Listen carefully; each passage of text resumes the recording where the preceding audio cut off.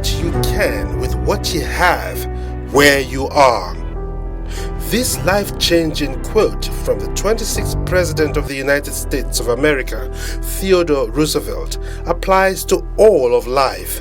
But for agriculture, which sustains over 70% of the population of a country like Nigeria, and at a time of economic hardship such as this, it is a rallying call. A call for Nigerians to put their enormous and diverse agricultural endowments to a more sustainable and profitable use. It is also a call to welcome you to this week's edition of Farmers Market, a program that promotes Nigeria's agricultural prowess, identifies the challenges besetting the sector, and advocates policies and programs that will help grow Nigeria's agro-economy. Varieties of highly nutritious rice in Abakaliki, Ofada, Kano, yet Nigeria wastes billions on rice importation. Cocoa in the southwest, and yet top dollar is spent on imported chocolate and beverages. Fruits rot in Benue, Nasarawa, Kogi, yet imported juice line the shops.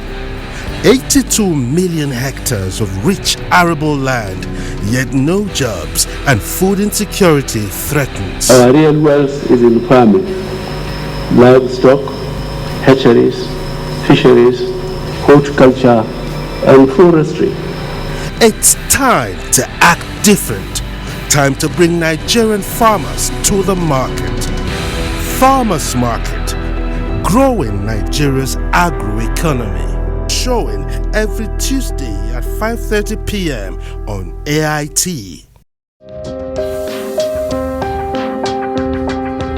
Last week on Farmers Market. Here we are, naturally endowed, that at a time in our history, the president said our challenge and problem is not having money, but that we're having issues with how to spend the money. But today, another president is saying Nigeria is broke. Oil is a major distraction. It distracted Nigerians from the path to sustainable development that they had embarked on, with good political will and with a committed population who understood the value of agriculture.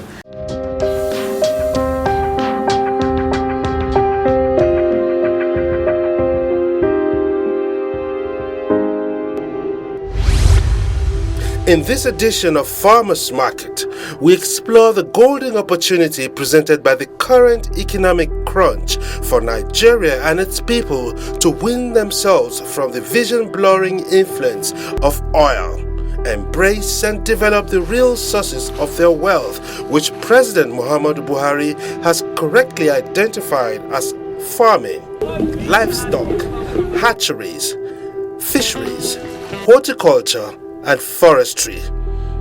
These are the agricultural vocations that have sustained over 70% of the population despite the country's oil wealth.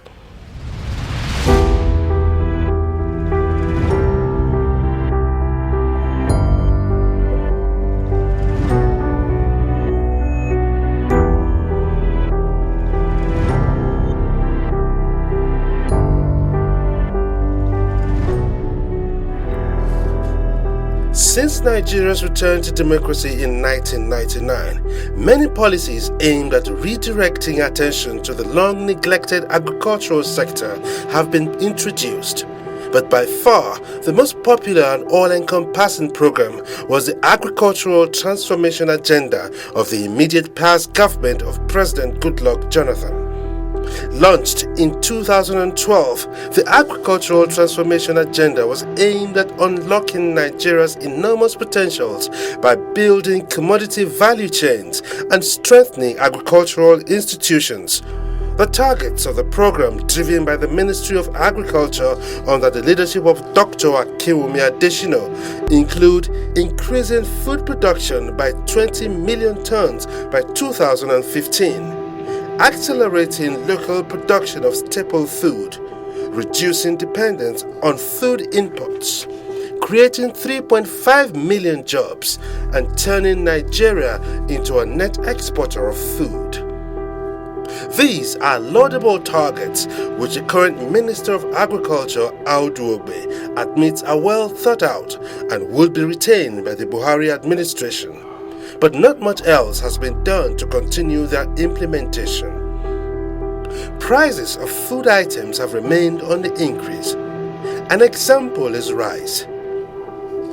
In 2011, government figures show that Nigeria expended 365 billion naira on the importation of 2.1 million tons of rice.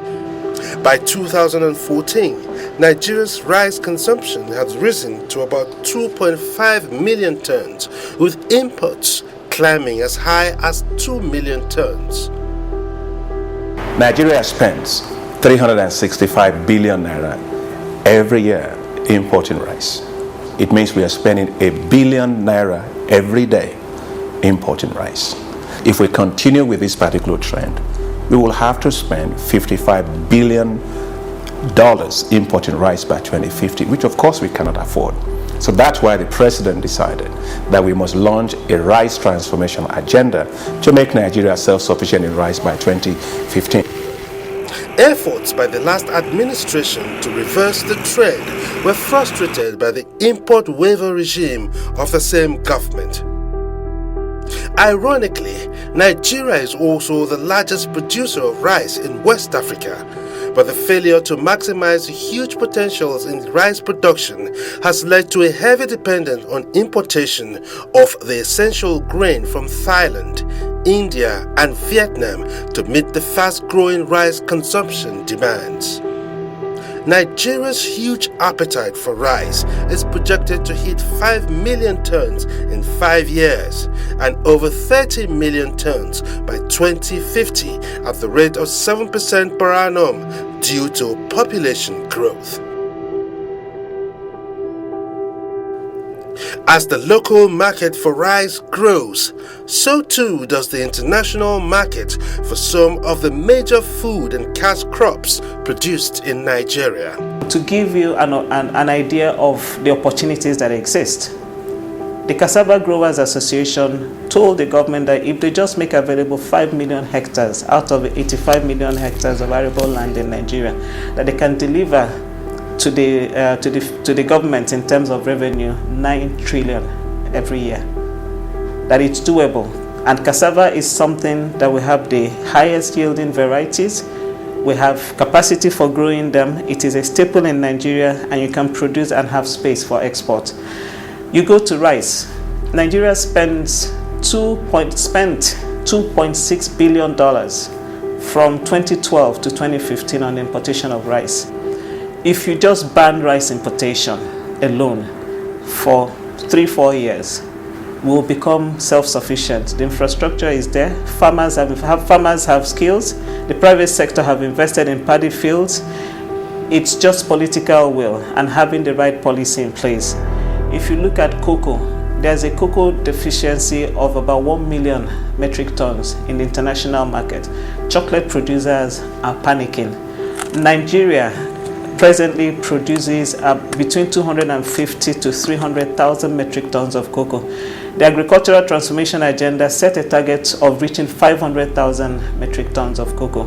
If we just continue on that path, I think it was last year or last 2 years, cocoa traders and cocoa farmers earned, I think, about $900 million from export, and we're not even at the optimal level.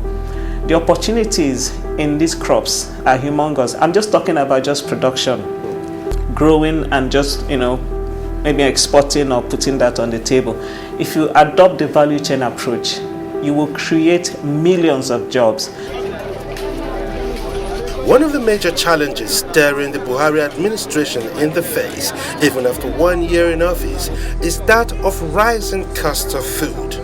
This has been worsened by inflation, occasioned by the dwindling value of the naira, the growing cost of food imports and transportation. The issues worrying the public today are rising food prices, such as maize, corn, rice, and gari.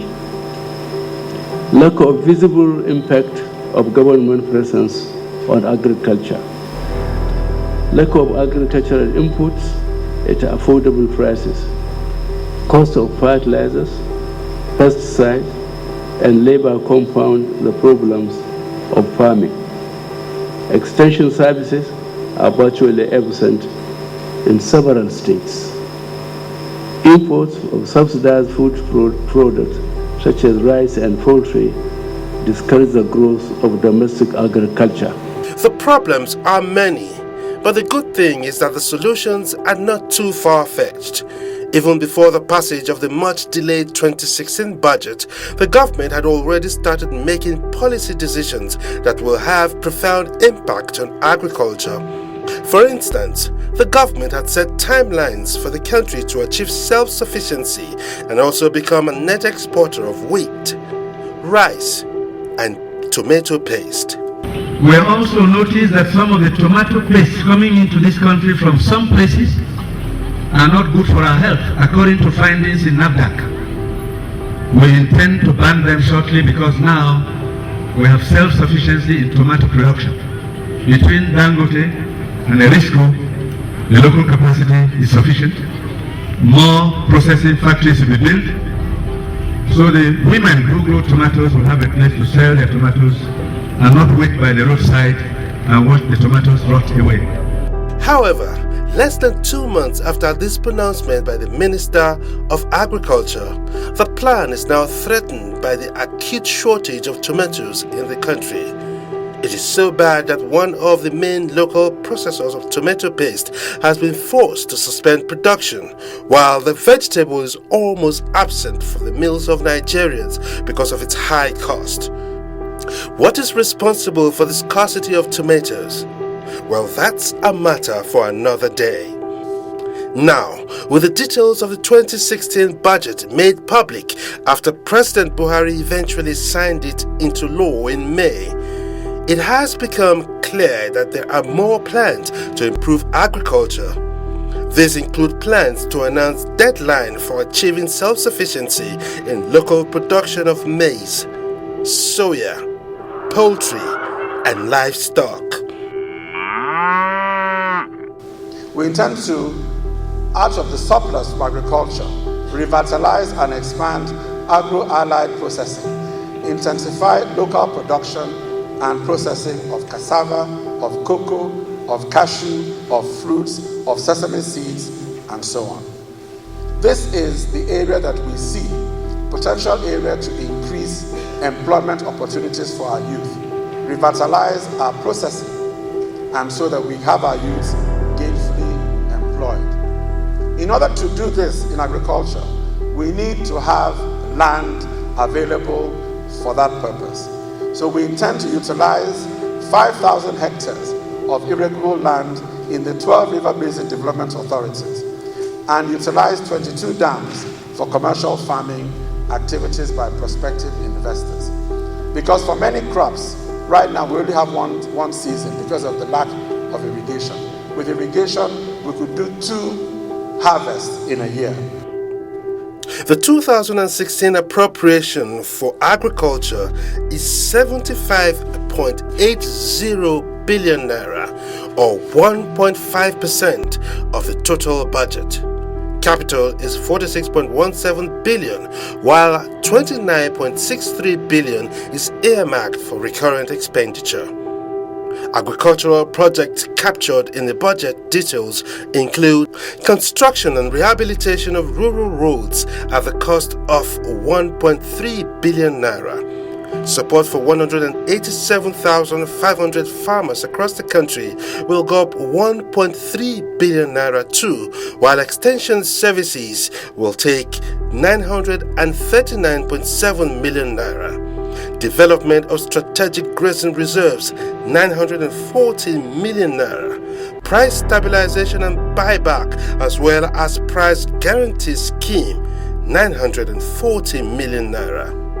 Other budgetary provisions that will impact directly on agriculture include the following water projects: construction of the Hadeja Valley Irrigation Project, supply and installation of pressurized center pivot irrigation system nationwide, rehabilitation of Adani irrigation project, African Development Bank assisted rural water supply and sanitation initiatives, construction of embankments for Jare Earth Dam, Kashambila, Adada, Ile-Ife, and Galma dams, construction of 200 solar motorized boreholes nationwide.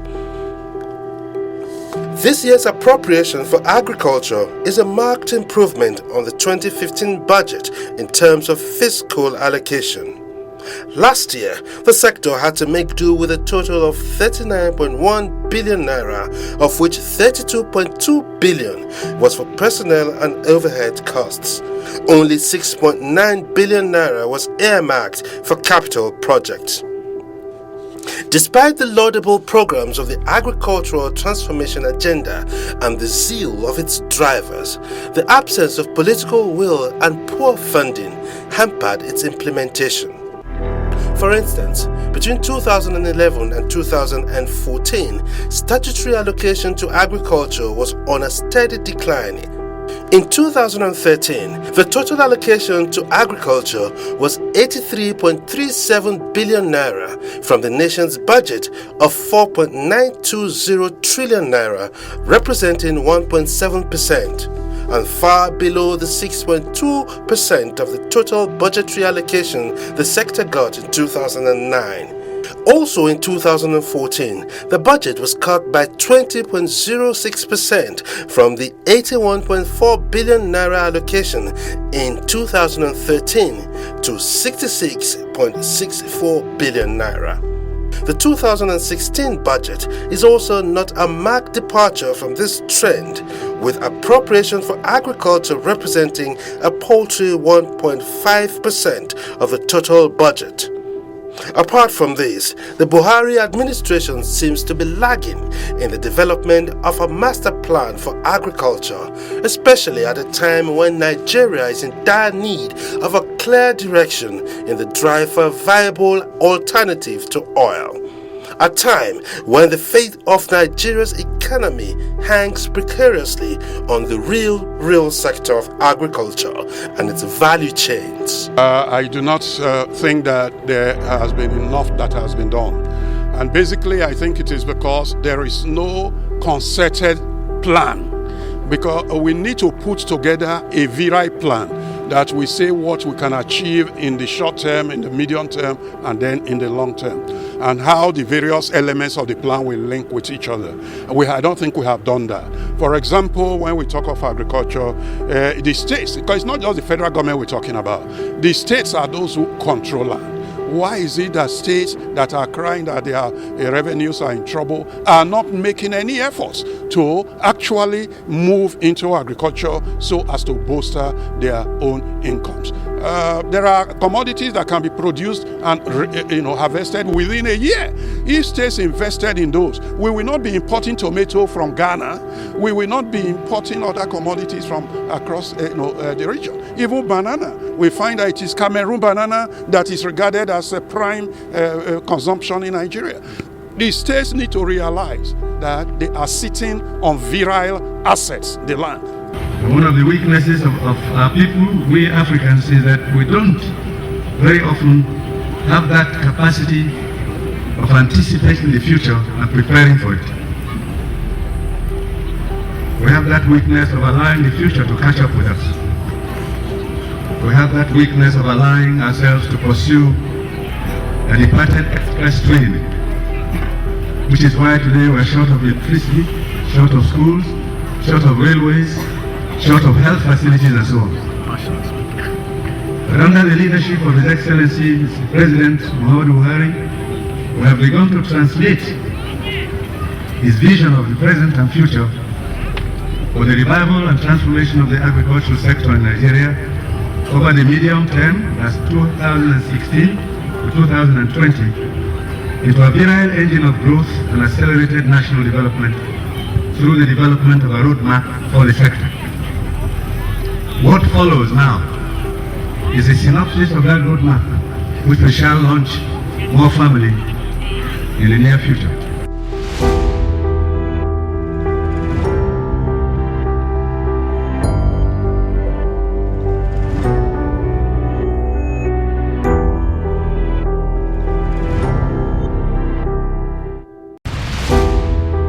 varieties of highly nutritious rice in Abakaliki, Ofada, Kano. Yet Nigeria wastes billions on rice importation. Cocoa in the southwest, and yet top dollar is spent on imported chocolate and beverages. Fruits rot in Benue, Nasarawa, Kogi, yet imported juice line the shops. 82 million hectares of rich arable land, yet no jobs, and food insecurity threatens. Our real wealth is in farming, livestock, hatcheries, fisheries, horticulture, and forestry. It's time to act different. Time to bring Nigerian farmers to the market. Farmers Market, growing Nigeria's agro-economy. Showing every Tuesday at 5:30 p.m. on AIT. That's a look at how Nigeria is utilizing the golden opportunity provided by the dwindling value of oil to develop agriculture and revive the once thriving and reliable sector.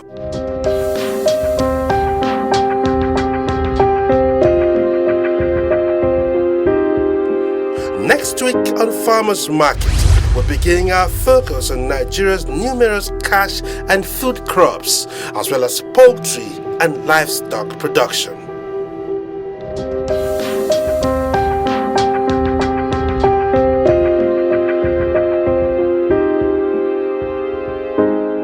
Farmers Market is a focus on agriculture as a veritable alternative to oil in Nigeria's quest for economic development.